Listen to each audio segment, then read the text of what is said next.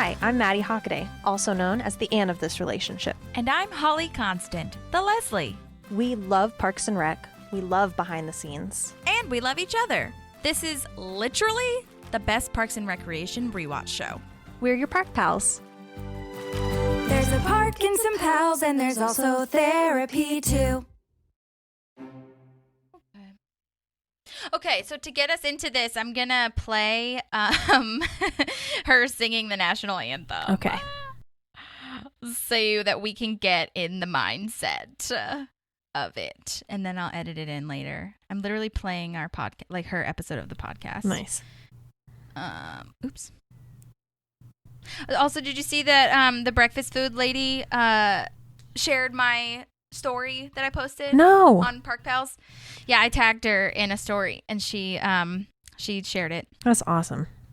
Yeah, so exciting. Go to show. Come on. Come on. Nope. Okay. Hello, this is Denise Yermley, otherwise known as Linda Montana. And the home of the brave.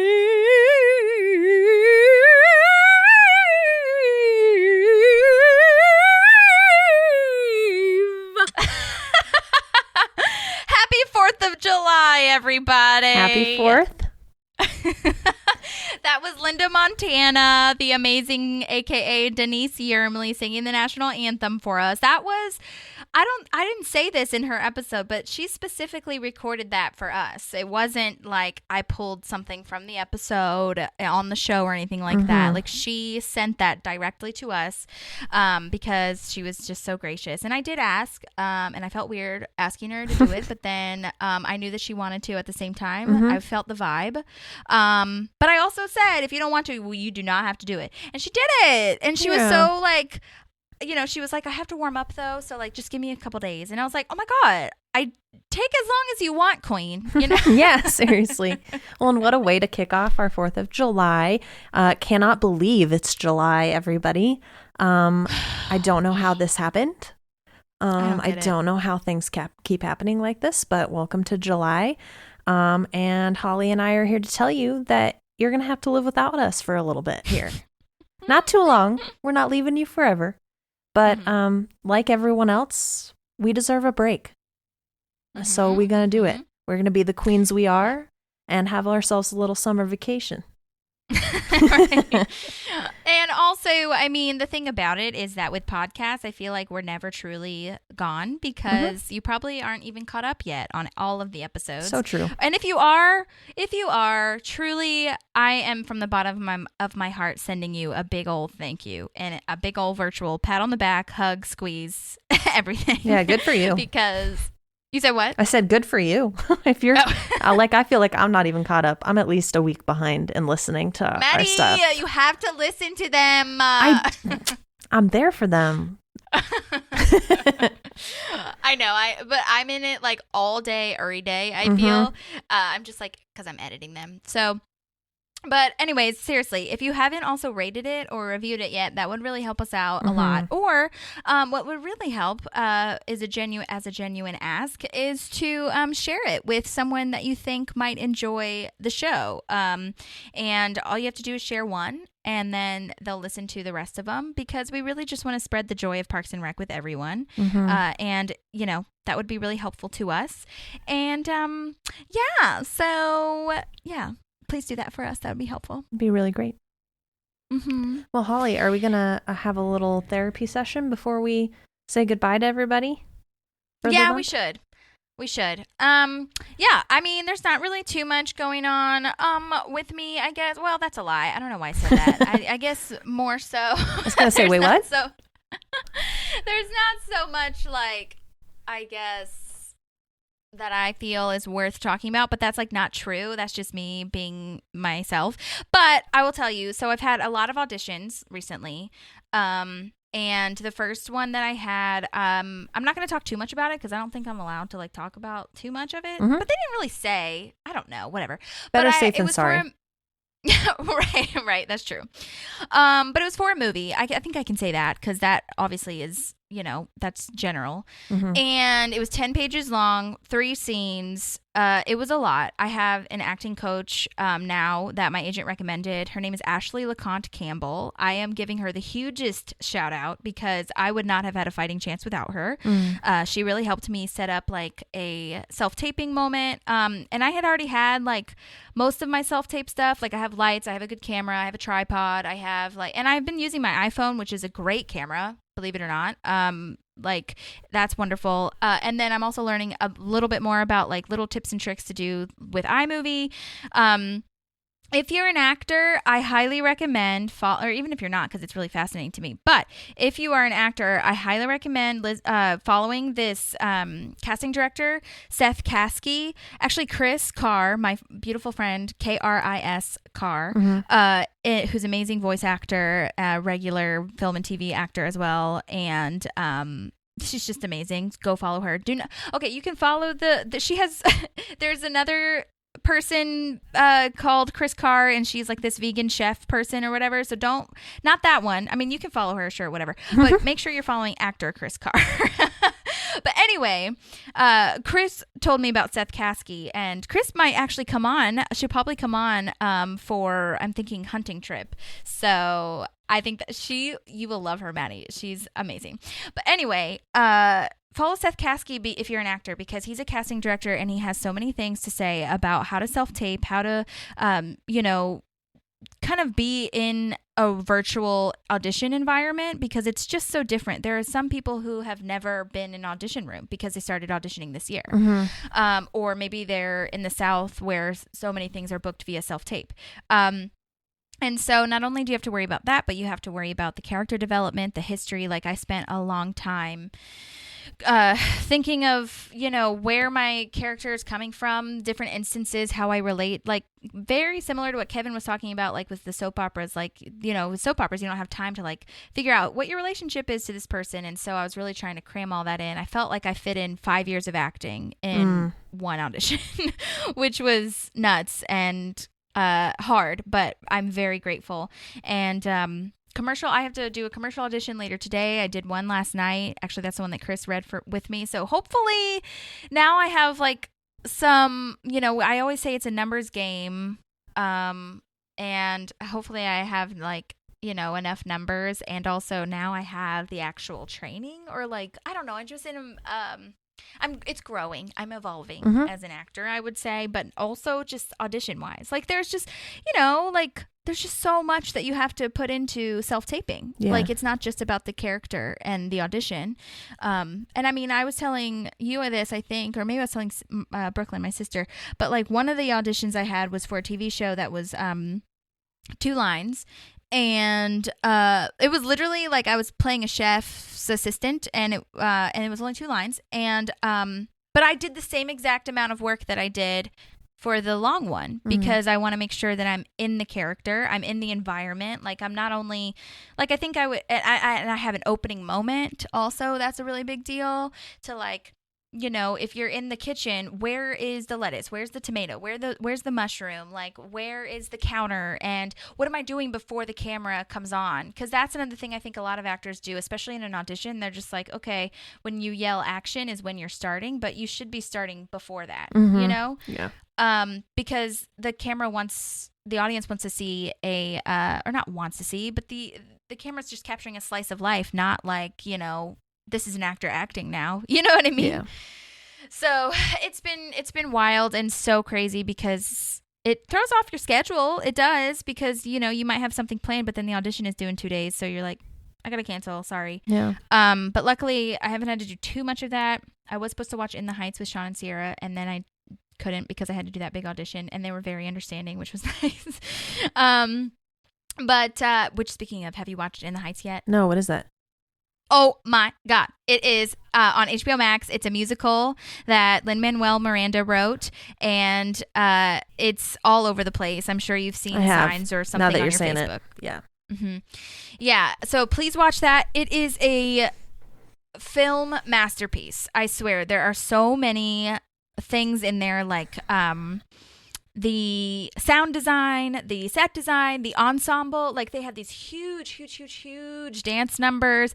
Every tiny little detail and shot and actor and everything was flawless. It was so good. I just don't understand how they did it. It's amazing. And Anthony Ramos, who played what's his face John in Lawrence? Hamilton. What's that? Lawrence. Sorry. Oh yeah, And his son Philip. Lead. Yes. Awesome. And go listen to Anthony Ramos's CD as well, because he just released a record, and also he has this music video, which maybe I'll post somewhere. I don't know, but he has this music video that he is in with, because he's married to, or I don't know if he's married or if he's dating to Peggy from Hamilton in real life, and they do. He has a music video for his song, and it's called Mind Over Matter, and it's like basically a softcore porno with them. And it's Oh no. I was like, how cute that they got to like do that together, and like they love each other, and they got to be in a music video together, and like get to memorialize and like set in concrete their love. Yeah. Hopefully they don't like break up. Yeah, dang. But yeah. That's awesome. So, anyways, that's what's been going on with me. Well, many blessings about and you? hopes for good news on all those auditions. Do you kind of know when you're going to hear back, or? No, with auditions, you don't really hear anything unless they want you. So I think the commercials and some of the other ones are shooting in like the 2nd to 3rd week of July. So if I don't hear back by then probably not. And then the movie, I don't know when that's shooting. I think that's that starts in July and I think ends in August. But regardless, and this is so real, is that regardless, I am getting called in by these casting offices. Yeah. And I am getting in front of a production company and like all these people that like, I personally just don't feel like my IMDb has enough credits for especially the movie role, just because it is a lead. I think I can do it. I'm not being insecure about it. I would be intimidated, of course, but it's like, I think it's like a job, my resume is not like super flashy yet. Extensive. Yeah.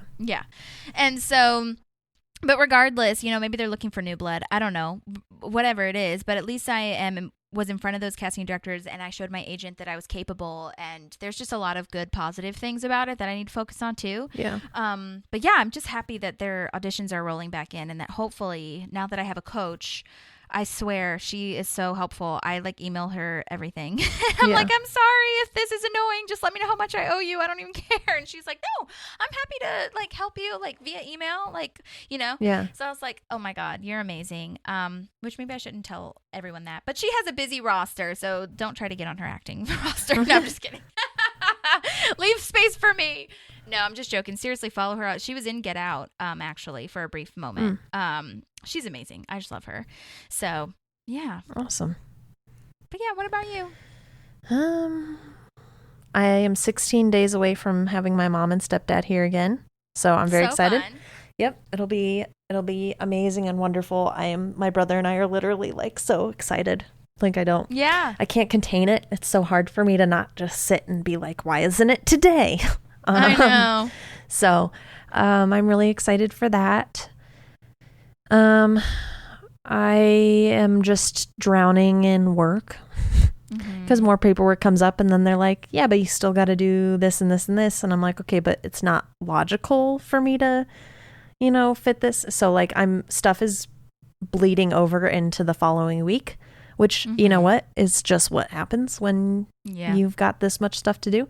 But yeah, I'm trying to separate it from my time when I'm at home, because that's a problem I've always had, like since high school. Boundaries. Yeah, because like in high school, you and I have talked about this. I don't know how many people in the pod know, but like my high school is very extensive and like homework and stuff. So there were nights I stayed up till 3:00 in the morning doing homework, and there was never a day of the week in high school that I wasn't working on homework. Like we had homework over the summers. So, that's just kind of been how I've been, is like, okay, you work on the weekends. And now I'm really trying to create a boundary for myself that I don't do work outside of Monday through Friday. And then I try to book so that I'm not seeing any families after 2 p.m. on Fridays, so that I can spend the afternoon doing my paperwork. So I'm not worried about doing it over the weekend. So, I'm just really bad at saying no to people. So that's my big no and that I'm really working on. But other than that, I'm just trying to stay healthy and active and everything like that. So I know. I've definitely, I did yoga today before we got on because I have been definitely not keeping up with my exercise, and I can feel it. Like, not physically, really. I mean, kind of, but mostly mentally. But also, you get really exhausted, and like when you get exhausted mentally, you get exhausted physically too. Yeah. So it's like you have to find a balance of like maybe working out won't really help as much as I think it might help. So it's hard, Yeah, definitely. But I'm glad that you are still staying active because I think that probably helps with like, mental capabilities. Yeah, it's been my and some people are like this and some people are very much not, but working out has always been like an emotional outlet for me. Yeah, so like just sports, but then like doing workouts on my own, or like there were a couple of years in college where I did like daily doubles. So I was in the gym twice a day because I just needed that emotional release. And so I actually find that on mornings that I don't work out, I'm more tired during the day than if I had actually woken up and gone to the gym. Like it kind of boosts my energy for the day. So I try to keep it up, but there are days, when you're just like, I went all day yesterday and I am exhausted and I don't want to get out of bed. Oh, right. So, well, it makes sense, like chemically too, like endorphins and adrenaline are being released when you're working out too. So that makes sense, Yeah, definitely. It's just a matter of not getting burnt out. You know what I mean? Yeah, definitely. But so I know. Well, I'm really praying for you that you can like also say no to more people and more things. You know what I mean? Yeah, definitely. Because I know it's hard because you want to do all these things. But like, you just can't.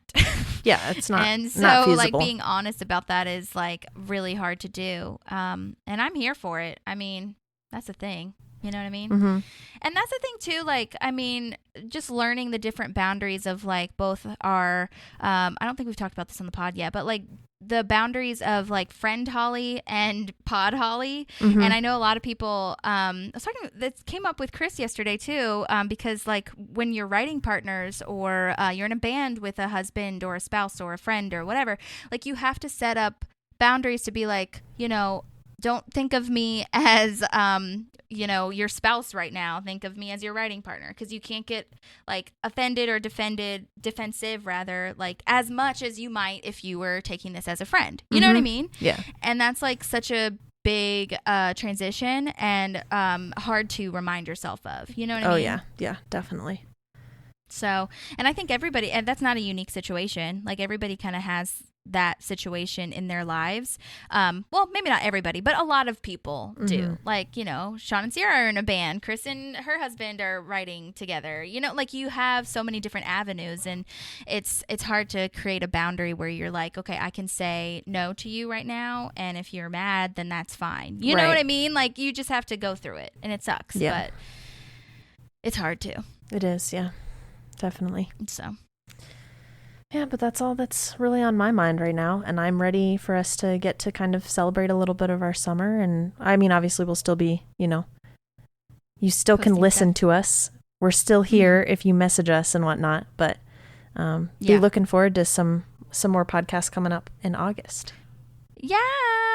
Well, you guys have a great summer. And again, if you haven't written a review yet, that'd be awesome.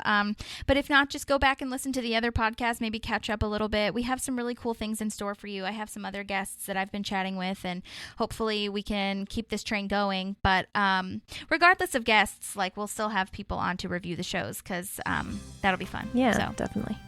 Yay. And thank you to Linda for singing the National Anthem. I told her I was going to post this on July 4th. Yes. Perfect. But yes. All right, you guys. Well, you guys have a lovely July, and we will see you next time. There's a park and some pals, and there's also therapy too.